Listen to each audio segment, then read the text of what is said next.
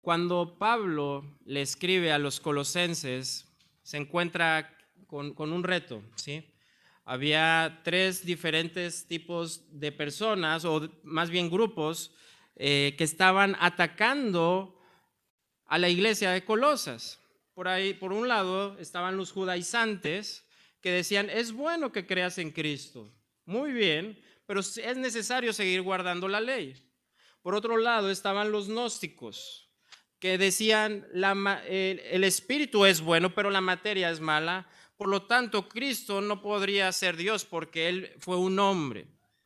Aparte de eso, ellos creían que debía ser necesario un conocimiento superior y decían que el cristianismo no era suficiente porque Cristo no podía ser Dios. Y había otros que creían en los ángeles como seres divinos mucho más poderosos que el ser humano y que merecían ser venerados, y creían en este tipo de prácticas místicas como si el cristianismo no fuera suficiente para poder satisfacer el alma. Y por eso Pablo vemos a lo largo de la carta de los Colosenses que habla en contra de algunos de estos y deja muy en claro que en Cristo habita corporalmente toda la plenitud de Dios. Pero a lo largo de la historia de la iglesia, el misticismo siempre ha sido una parte que ataca el cristianismo, ¿sí?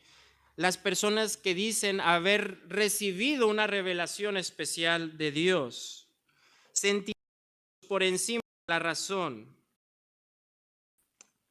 Se conoce como la nueva iglesia, la iglesia swedenbergiana o swedenbergianismo, a un grupo de iglesias cristianas fundadas a raíz de las enseñanzas del místico sueco Emanuel Swedenborg, quien a lo largo de 20 años aseguró tener distintas visiones del cielo y del infierno.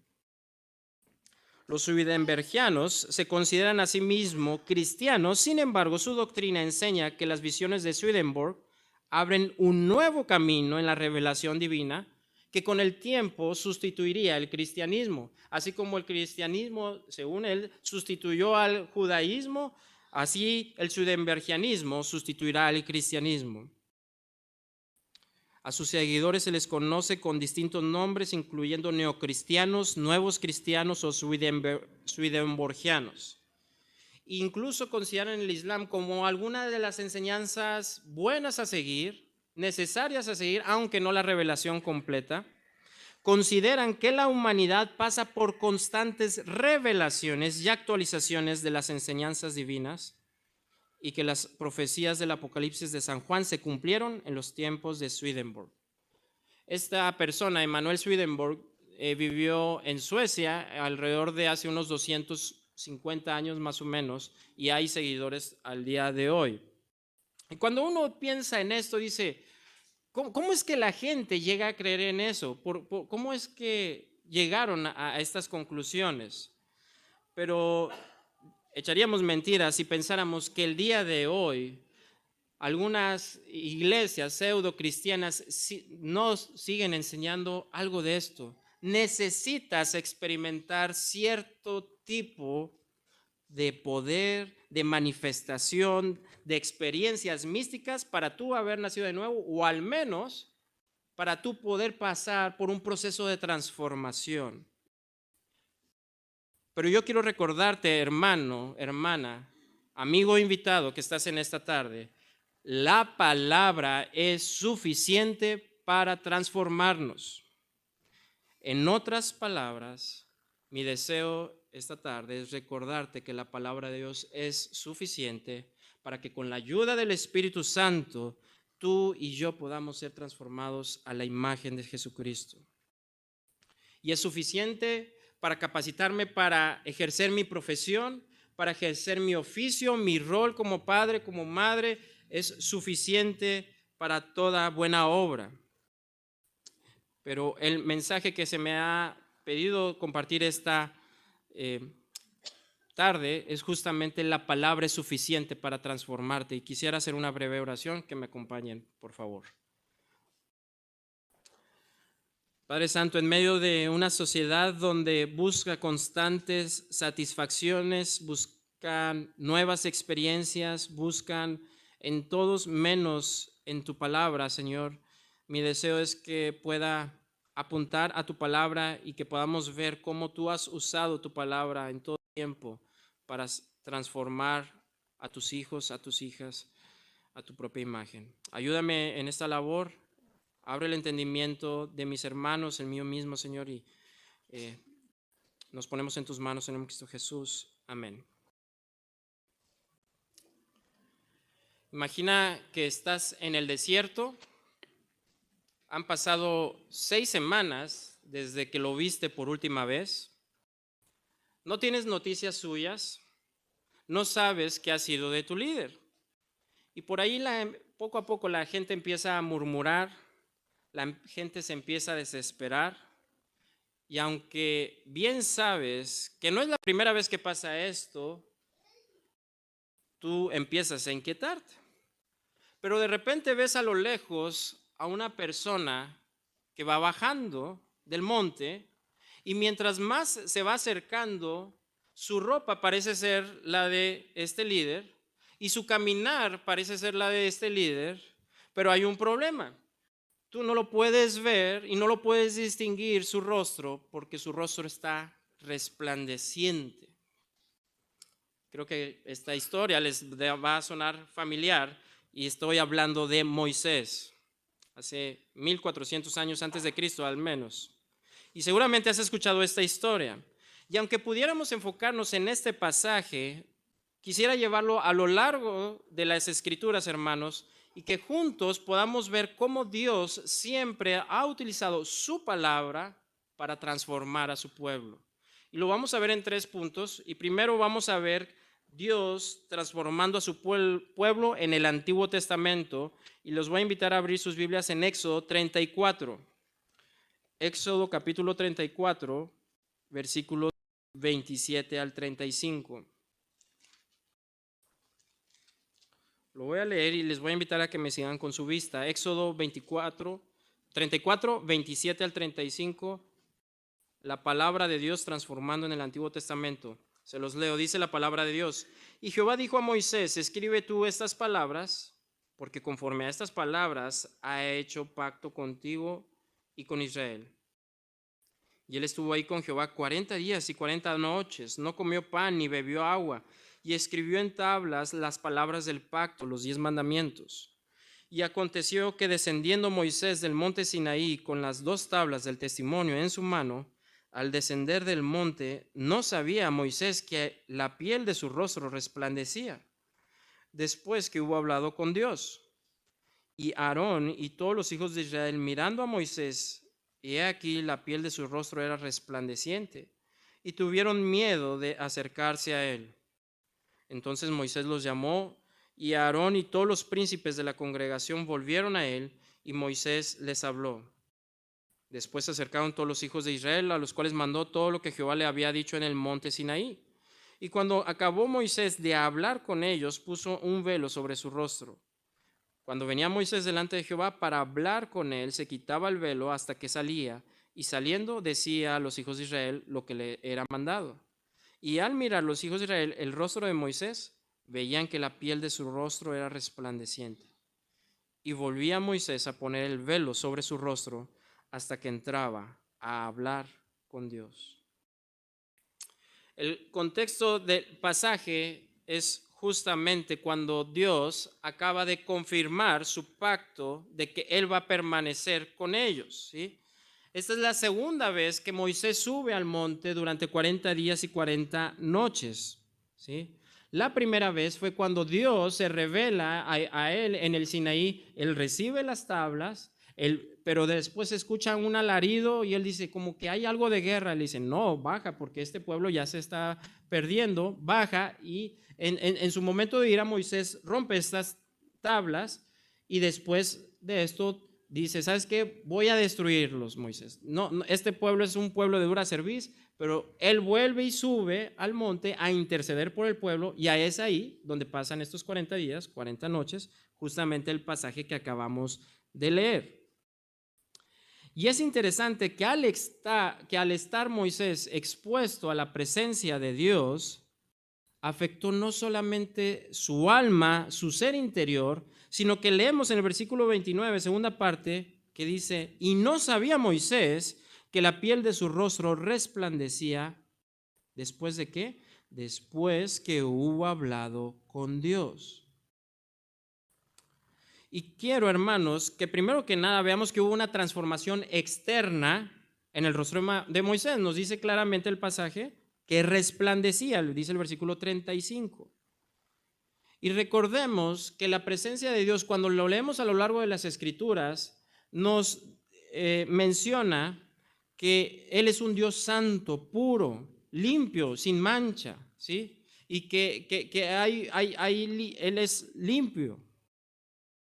El profeta Isaías nos narra que incluso los seres angelicales, ahí en Isaías capítulo 6 estaban estos serafines y con 2 alas volaban, con 2 cubrían sus pies y con 2 tenían que cubrir su rostro. ¿Por qué? Era por la gloria de Dios, por la santidad de Dios.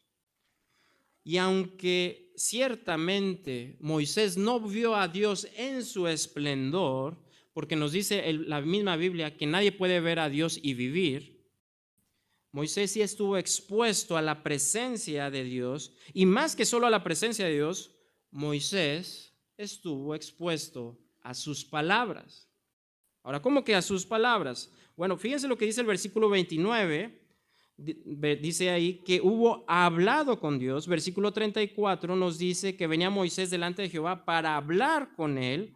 Versículo 35 nos dice que lo hacía Moisés hasta que entraba a hablar con Dios. Es claro que Moisés hablaba con Dios y algunos dirán, bueno, ¿qué no eso es orar? Orar es hablar con Dios. Bueno, pero cuando vamos al original, la palabra en el original para hablar es dabar. Y la palabra apunta a alguien que sostiene una conversación, ¿sí? Incluso en algunas de las definiciones decía que hablaban el uno con el otro, ¿sí? Y claramente tuvo que haber este intercambio, no nada más Moisés hablando para con Dios, sino que Dios le hablaba a él, porque nos dice ahí mismo el versículo que decía a los hijos de Israel lo que le era mandado. ¿Cómo era que a Moisés se le mandaban cosas? Cuando Dios se hablaba a Moisés. Moisés transmitía lo que escuchaba, la palabra de Dios. Por lo tanto, el resplandor en el rostro de Moisés es el resultado de un hombre que estuvo expuesto, sí, a la santidad y a la gloria de Dios, pero sobre todo estuvo expuesto a las palabras de Dios. Esas palabras hacen que el rostro de Moisés resplandezca y sea transformado al grado de que tenía que cubrir su rostro. Ahora, permítanme darles otro ejemplo. Vamos al Salmo 119. Salmo 119, y vamos a ver estos 2 pasajes para que veamos cómo Dios desde el Antiguo Testamento ha usado su palabra para transformar a su pueblo. Salmo 119, versículos 130 y 135, lo leo. Dice, la exposición de tus palabras alumbra, haz entender a los simples. Versículo 135. Haz que tu rostro resplandezca sobre tu siervo y enséñame tus estatutos. Aquí vemos a otro gran hombre de Dios, el autor de este salmo, que generalmente se le atribuye al rey David y que según la palabra se le conocía como un hombre conforme al corazón de Dios. Y aunque entiendo perfectamente que esto es poesía hebrea y no podemos tomar textualmente cada verso, sí creo que apunta a una obra que va más allá de algo solamente físico, sino que apunta a algo en el interior y que se refleja en el exterior, ¿sí? ¿A qué me refiero? Versículo 130 nos dice que la exposición de tus palabras alumbra, ¿sí? Y ciertamente esto nos recuerda lo que pasó con Moisés. Y este verso claramente apunta a la exposición de ¿qué cosas? De tus palabras. Cada uno de los versos de este salmo apunta de una u otra manera a la palabra de Dios, tus juicios, tus mandamientos, tus testimonios, etcétera, tu palabra, etcétera. Y aquí está el dulce cantor de Israel, quien decía que amaba la ley más que cualquier otra cosa, más que el oro fino. Él ahora está diciendo, la exposición de tus palabras alumbra los ojos. Y de hecho, cuando leemos el Salmo 19, que hace rato lo estábamos repasando, nos dice, el precepto de Jehová es puro, que alumbra a los ojos. El verso es claro que se refiere a la iluminación en la comprensión de las Escrituras. Y el salmista ora en el versículo 135, haz que tu rostro resplandezca sobre tu siervo. ¿Sí? Y es que, así como en el caso de Moisés, la gloria de Dios había resplandecido sobre él y él ahora reflejaba eso, vemos en el Salmo 31:16 o en la oración sacerdotal, cuando los sacerdotes oraban y decía, Jehová te bendiga y te guarde, Jehová haga resplandecer su rostro sobre ti. Era una manera en la que Dios muestra su favor divino. Y hay mucho que decir sobre esta porción del Salmo 119, pero quiero cerrar este primer punto con lo siguiente, hermanos. Vemos claramente que Dios usó su palabra para transformar y hacer resplandecer el rostro de Moisés. Número 1. Número 2. Vemos que es el lenguaje usado por el salmista para referirse al cómo actúa la palabra de Dios y transforman las Escrituras. Entonces, vemos, número 1, la palabra de Dios transformando en el Antiguo Testamento. Vamos a ver el punto número 2, la palabra de Dios transformando en el Nuevo Testamento. ¿Sí? Y recordemos que ese es el énfasis, ese es el tema de esta ponencia. La palabra es suficiente para transformarnos. Entonces, vamos a ver cómo en el Nuevo Testamento también lo confirma. Algunos dirán, bueno, oye Luis, es claro que en el Antiguo Testamento fue así Dios se le apareció a Moisés, pero Dios ya no se nos aparece, ¿sí? Ya no se presenta como en el Éxodo. Entonces, ¿cómo es uno transformado? Bueno, el principio es el mismo, la forma es diferente. La forma, en el caso de Moisés, fue por medio de una teofanía, pero el día de hoy Dios utiliza su palabra para transformarnos. ¿De acuerdo? El principio sigue siendo que somos transformados por la palabra de Dios. Y algo que se aclara en el Nuevo Testamento es que esta transformación es con la ayuda del Espíritu Santo. ¿Sí? ¿Y por qué menciono esto? Vamos a leer ahorita un pasaje, 2 Corintios 3:18, los invito ahí, vayamos ahí, y vamos a ver, ¿sí?, que justamente ahí se aclara que es también necesaria la ayuda del Espíritu Santo, porque el día de hoy muchas gentes pueden decir, oye, yo conozco de la Biblia, yo leo la Biblia, pero lo hacen quizás con una intención meramente académica, intelectual, pero no han sido alumbrados sus ojos, su entendimiento. Les voy a invitar a ponerse de pie, 2 Corintios 3:18, y vamos a leerlo juntos. 2 Corintios 3:18.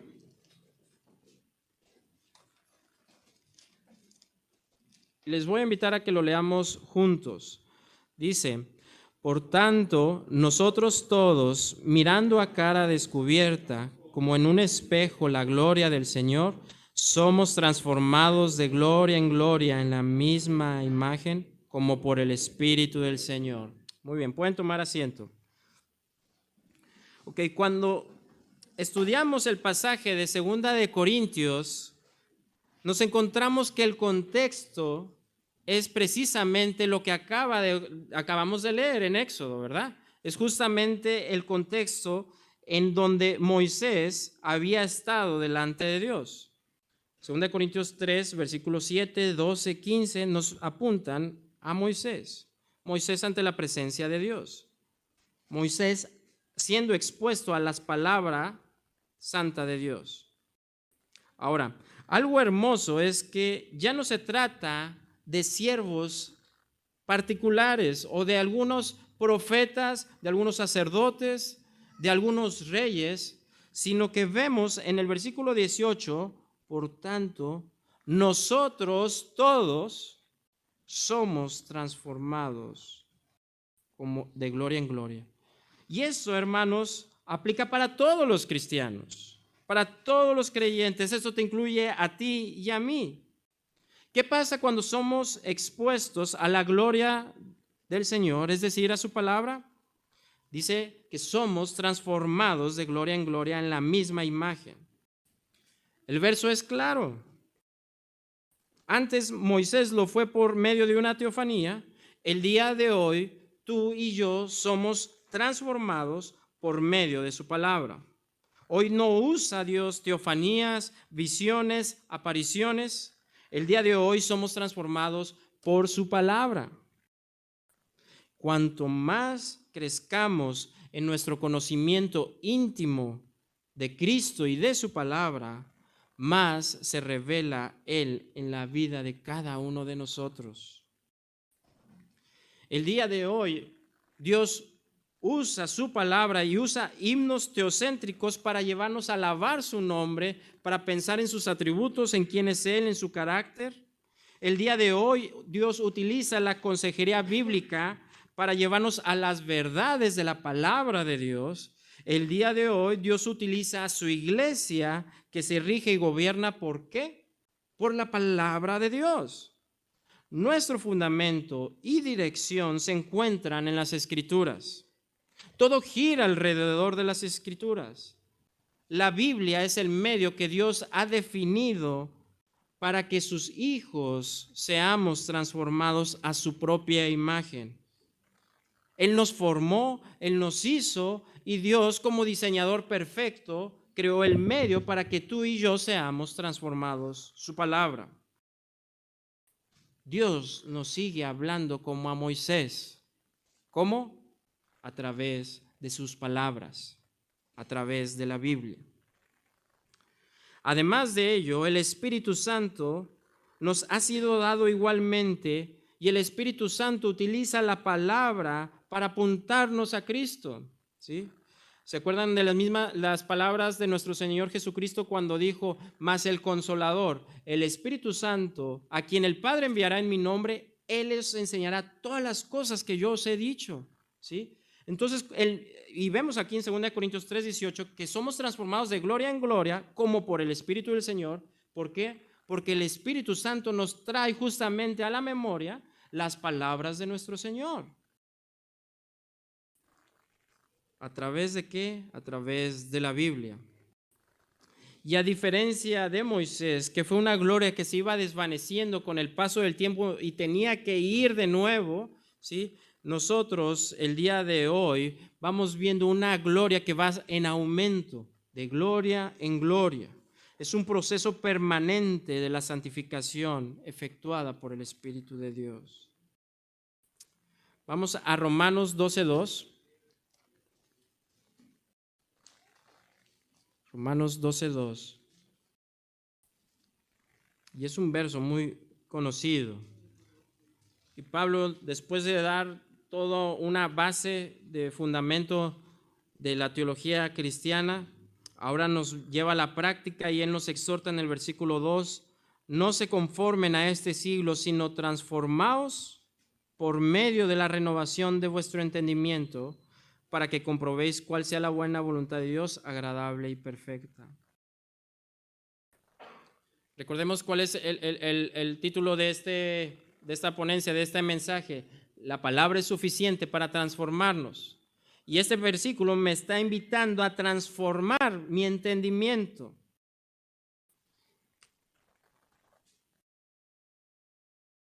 El original para la palabra transformaos es metamorfó, que es exactamente la misma palabra utilizada en 2 Corintios 3:18. Y es interesante que es la misma palabra utilizada para cuando nuestro Señor Jesucristo está en la transfiguración. Justamente es metamorfó. Y la palabra original apunta a una transformación que va sufriendo y va siendo algo poco a poco, una transformación hasta ser algo hermoso. Y creo que todos estamos familiarizados con esta imagen de un pequeño gusano que se va convirtiendo después en una hermosa mariposa, pero tiene que atravesar por un proceso de metamorfosis, ¿verdad? Y hemos visto de eso. Y hoy en la mañana justamente estaba viendo un video y yo decía, ¿cómo de un insecto quizás que no tan agradable a los ojos se convierte en algo tan hermoso? Pero hay un proceso, ¿sí? Hay una metamorfosis.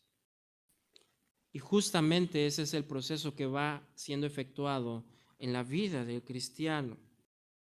Y en gran sentido eso es lo que hace la palabra cuando mora en nuestro ser. Me va transformando de mi antigua manera de vivir hasta parecerme a Jesucristo. Lo que pasó en Pablo, aquel que en otro tiempo nos perseguía, ahora predica de la fe que en otro tiempo asolaba. Y era algo asombroso lo que estaba pasando en Pablo. Él estaba en un proceso de transformación, en una metamorfosis. Tú y yo el día de hoy estamos en ese proceso. Pero déjenme les recuerdo que la palabra no transforma solamente mi vida espiritual, sino que esta vida espiritual afecta a todas y cada una de las áreas de tu vida. Y eso incluye la manera en la que tú piensas, la manera en la que tú razonas, ¿sí? Porque incluso nuestro razonamiento fue afectado por la caída. Por eso el verso nos apunta a la importancia de que necesitamos renovar, transformar nuestro entendimiento por medio de la renovación. Y justamente tiene que ver con lo que veíamos en el mensaje anterior. La palabra de Dios es suficiente para darnos dirección y nos dice aquí para que comprobéis cuál sea la buena voluntad de Dios, agradable y perfecta. Así que con estos dos puntos, hermanos, quisiera haber dejado en claro, y creo que hay otros pasajes más, por ejemplo, algo tan sencillo como el Génesis 1, la palabra de Dios transformando su creación, viendo esta tierra que estaba desordenada y vacía, y Él dando vida, dando orden y una hermosura que al final Él vio y dijo, esto es bueno en gran manera. Podemos ver pasajes del Antiguo Testamento, podemos ver pasajes del Nuevo Testamento donde Dios utiliza su palabra para transformar a su pueblo, pero quisiera concluir con un tercer punto, y esta es una exhortación a ser transformado por la palabra. Les invito a que vayan y regresemos al Salmo 119.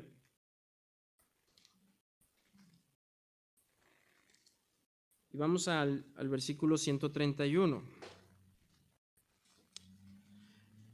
Y hermanos, no podemos negar que como sociedad, y particularmente como sociedad mexicana, y creo que en gran parte de Latinoamérica, estamos buscando una transformación. De hecho, se dice que aquí en nuestro país estamos atravesando la cuarta transformación.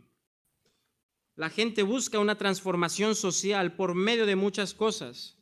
Una de ellas puede ser la política, otra de ellas puede ser la educación.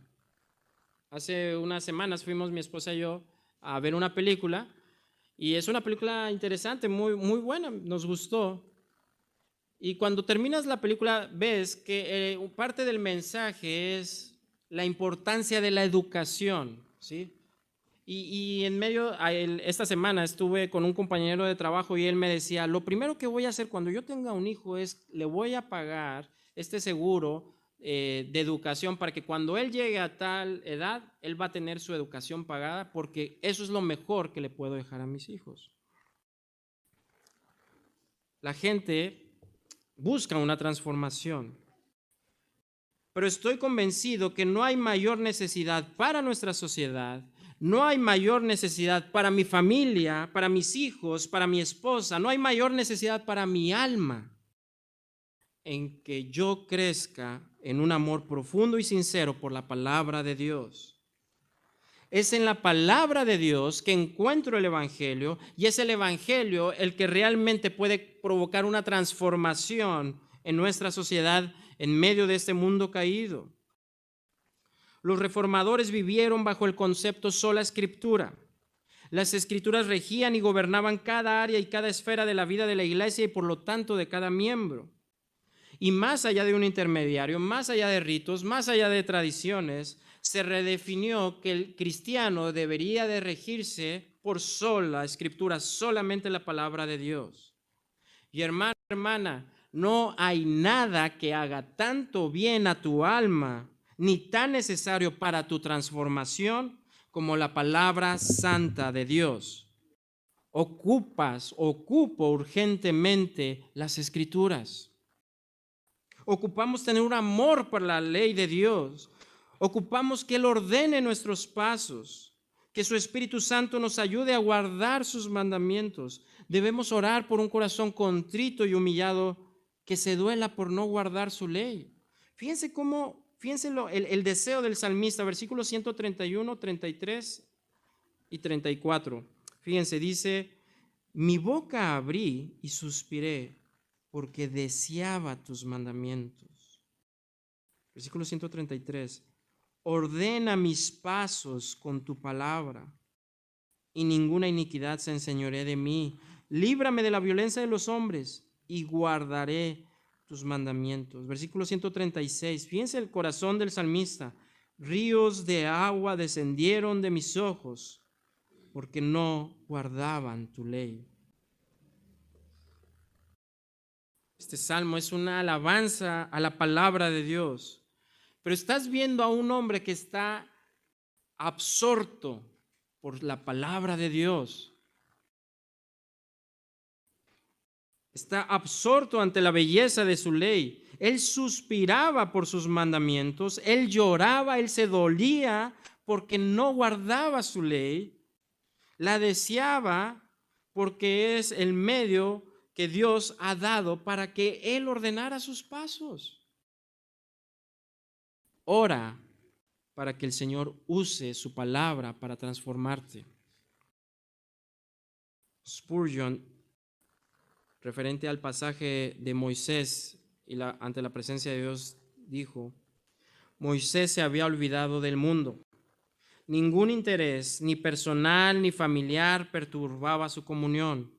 Solo atendía a Jehová el glorioso, que eclipsaba todo por completo.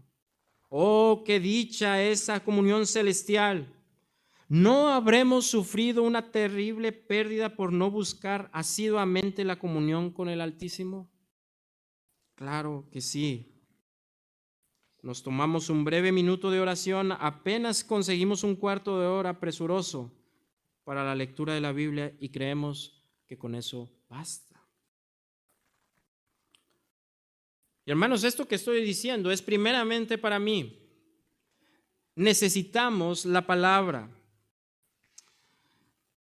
Hace semanas un hermano me compartió un video de un mensaje, y este hermano, este predicador del video, basó su mensaje en el verso de cuando Pablo le escribe a Timoteo: cuando vengas, tráeme el capote que dejé en Troas en casa de Carpo, y tráeme los libros, especialmente los pergaminos. Y ese fue todo el mensaje en base a este verso.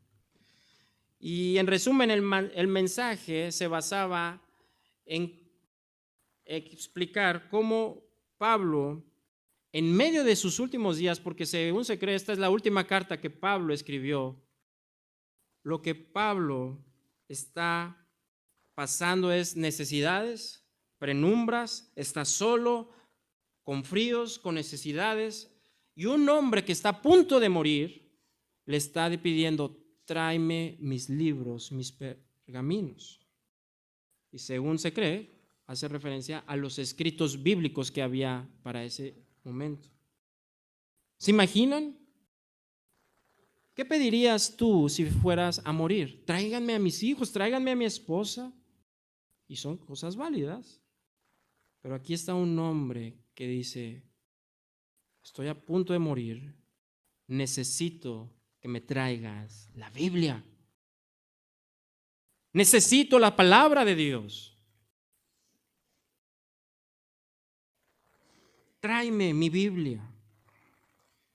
Y el predicador mencionaba, y esto lo digo, lo traduzco: la Biblia para nosotros no puede ser solo un pasatiempo, no puede ser solo una curiosidad, no puede ser uno de tus muchos intereses.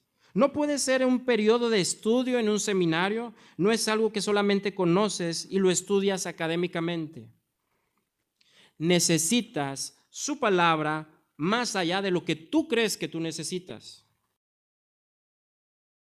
Cuando no estamos permaneciendo en la palabra de Dios, lo sabes, estás desconectado, mi fortaleza espiritual languidece. Debiéramos estar desesperados por tenerla y no poder vivir sin ella. Necesitas su palabra más allá de lo que tú crees que tú necesitas. Y hermanos, cuando yo escuché esa frase,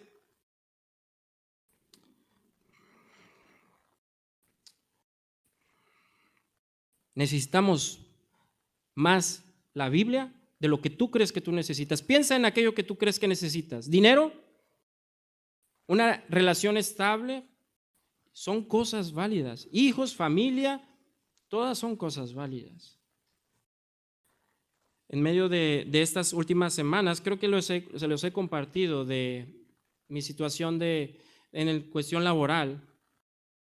Algo que dentro de mí pensaba constantemente, decía, necesito un descanso, necesito desconectarme un poco y necesito esto y aquello. Y cuando escucho este mensaje, yo dije, sí necesito un descanso, pero necesito más la palabra de Dios en este momento porque es la que me va a ayudar a sobrellevar esto por un largo periodo de tiempo, no por un fin de semana. Necesito la palabra más allá de lo que yo creo que necesito. En conclusión, el mismo rey David en el Salmo 17:15 dice, en cuanto a mí veré tu rostro en justicia, estaré satisfecho cuando despierte a tu semejanza. El fin último de todo hombre es disfrutar de Dios y glorificarle, ¿verdad? Y esto va a ser por medio de una transformación, ¿sí? Y por eso el salmista oraba y decía, voy a estar satisfecho. ¿Sabes cuándo? Cuando despierte a tu semejanza. Deseo ser transformado a su semejanza y hasta entonces voy a buscar intencionalmente ser transformado. ¿Cómo? Por medio de su palabra.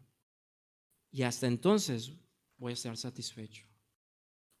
Quizás no alcancemos la perfección, hermanos, pero sí perseveraremos en busca de la transformación. Vamos a orar.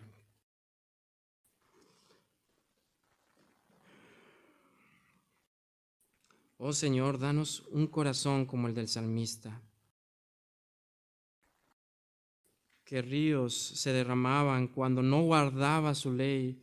Y esto no puede ser sino porque te ama a ti por encima de lo que ama su propio placer, de su propio tiempo, de sus propios gustos. Señor, ordena nuestros pasos.